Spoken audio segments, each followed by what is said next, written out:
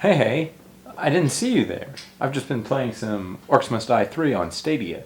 I really like Stadia for various reasons. I think I should explain maybe a little bit more about it. Maybe that'll help explain why I like it so much. For that, we're going to need to go to the computer. So here we are at the computer, and a lot of people are used to things like Steam, so I'll use that for an easy comparison.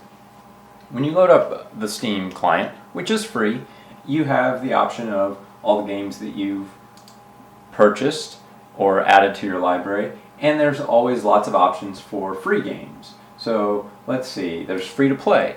That's really cool. And actually that's not something Stadia does, for reasons I'll get into a little bit later. So let's find a free to play game. Here's one, Destiny 2. It's actually free to play. So we'll click on it and click play game. And, I don't have, let's see, disk space required. Ooh, it says I need 94,000 megabytes. So, and it'll take 7 hours to download. Well, that one may be a little too big. Let's see. Here we go. Here's one. Star Trek Online. It says this one only takes 240 megabytes, and I've got plenty of space for that. So, let's go ahead and download it. Okay, agree to the terms, all the same things. So this one's pretty small, only 240 megabytes, which is almost nothing. So this one won't take very long to download. And there we are. There we are playing. Well, kind of. I've got to log in or create an account or something like that. So, I don't know, but you get the idea, right? Downloaded the game and played it. Or, I can play it and then it's good. And Steam is really great for things like free-to-play games where you just want to be able to download stuff and play it on your computer. The downside is, if you go to download something and your computer's not fast enough, you may not be able to play it, real well. Maybe play okay, maybe play on lower quality settings, but, that's kind of how it works with PC gaming. Let's go over to Stadia and see what that experience is like. So you just go to a browser. Chrome typically works pretty well for this. You bring up Stadia. And I'm already logged in, so that only takes a second with your Google account. And you can see you've got games here to play. Now, right now I don't have any paid games. I have games that I got through Pro, but that's kind of a secondary thing. Hey, here's Destiny 2. Wasn't that free to play over on Steam? But I don't have it downloaded. So what's that experience like? So I just hit play, and then it goes full screen, and I'm pretty much playing in just a few seconds. So how does this work? Well, what you've got to realize is with Stadia, you don't actually download the games, you stream the games from the cloud somewhere. And so what's happening is, when I click a button on the mouse, that's going through the internet to a server, and then that server is playing the game.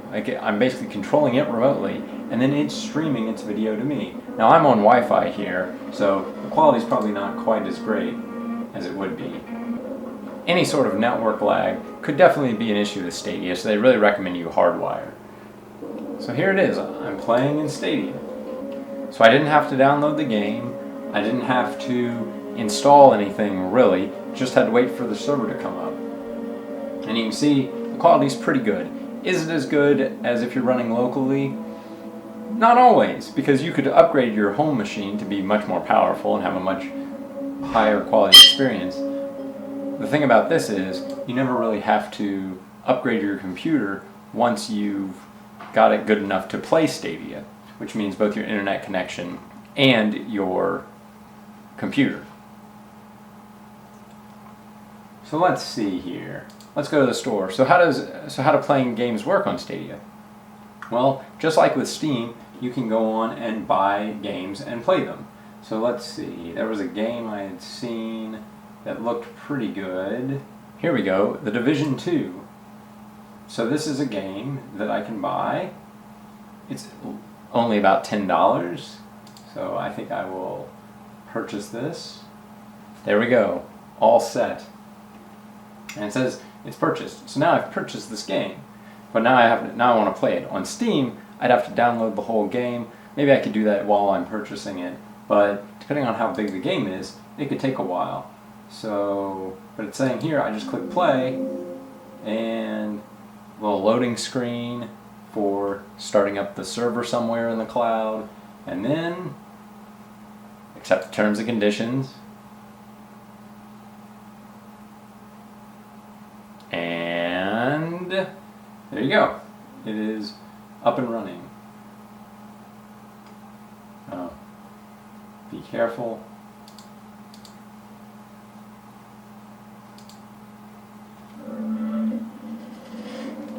So here we are, playing the game. You know, the loading screen for the game.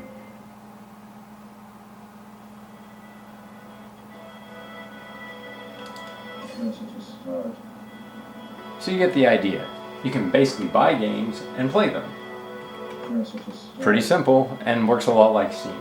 The difference is you have to always be connected because you're going to be streaming this game the entire time you're playing it. Now they offer another part of the service. It's called Stadia Pro, and right now it costs $10 a month, $9.99 I think technically. So how does that work? Well, every month they offer multiple games for you to play as much as you want at no additional charge. So it's kind of a subscription. You pay $10 a month and you can play all of those games, and you claim them to your account. What's neat about it is when you claim them, they are now added to your account, and as long as you have Pro, you can continue to play them. So if you pay $10 this month, you might get 4 games, and then next month, if you pay the $10, you have access to those 4 games from last month, plus the new 4 games. Let's say it's 4. It's actually sometimes more than that. It's a variety of games, and so it's kind of nice because then instead of buying one game for maybe 40 or 50 bucks, $60, $70 on Steam or any other online service, or buying something for a console or at a retail store, instead of buying one of those games, you're only paying $10 a month and basically able to play whatever the games are that are available to you and whatever games you've claimed from prior usage. For someone like me, this makes a lot of sense, where I only want to spend $10 to play a bunch of video games that month, and then I may not play games for a few months. And so the ability to just pay $10, play some games for a month or so, and then let it expire, and then I'll come back to it whenever I do have more time, is really, really nice. And what's also nice is I don't have to upgrade my computer to play the newest game. So let's say you spend $60 and the game doesn't play so great. Well, now you got to go spend $200, $300 maybe on a new video card. Maybe you need to add some more memory. Maybe you need a bigger hard drive just to store the thing. With Stadia, you don't have to do that. As long as your computer is fast enough to meet the base level requirements, you can basically play every game that'll ever come out. And for $10 a month, that's not too crazy. Now they don't have every game you can think of, but they do have newer games and even some old classics that they're bringing back just to bring to the platform.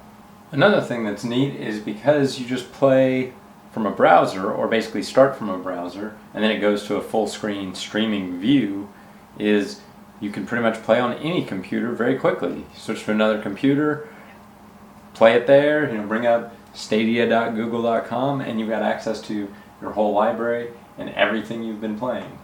But what if you don't like playing with a keyboard and mouse? What if you want to play with a controller? Well, there's a couple of ways to do that.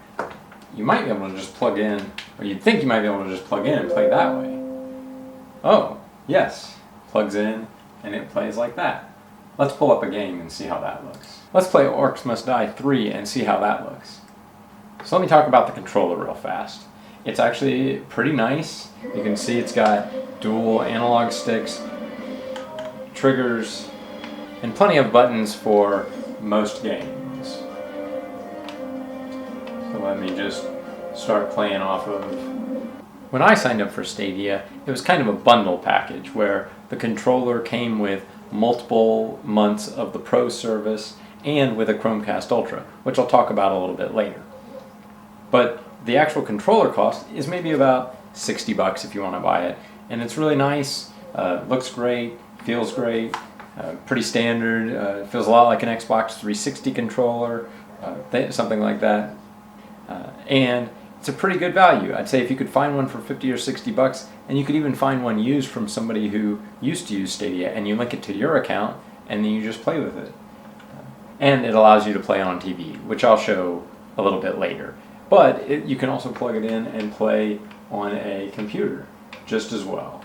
So with Orcs Must Die, what you're doing is setting traps. It's a tower defense game with traps and with orcs, and it's a little bit of a third-person shooter in there. So a fun game that just came out, but there's lots of other games for Stadia.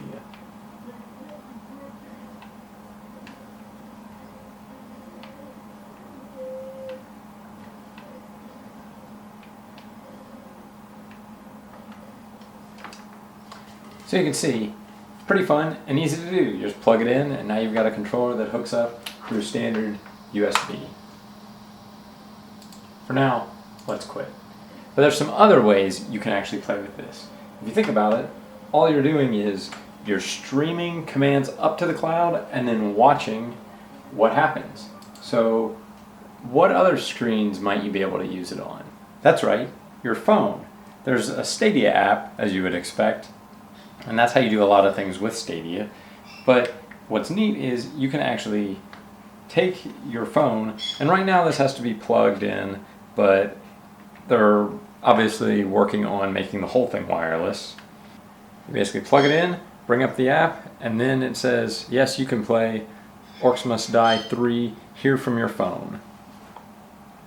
It's doing the exact same technical behavior as it does on the computer. It's sending the commands up and streaming the game down. Pretty great, pretty easy to do, and works pretty well, like surprisingly well. And so this lets you play almost anywhere. 5G will obviously make this even easier to do, more likely that it'll work when you're out and about. So it's not really mobile games, but it's kind of mobile games, and you're actually streaming everything. So you can play hundreds of games on your phone in theory without having to download things, make more space. You just need enough for the client. So here, let me just hold that up there, and you can see that it's playing the game right there, playing through just the exact same game that we were playing before. So pretty neat, pretty neat.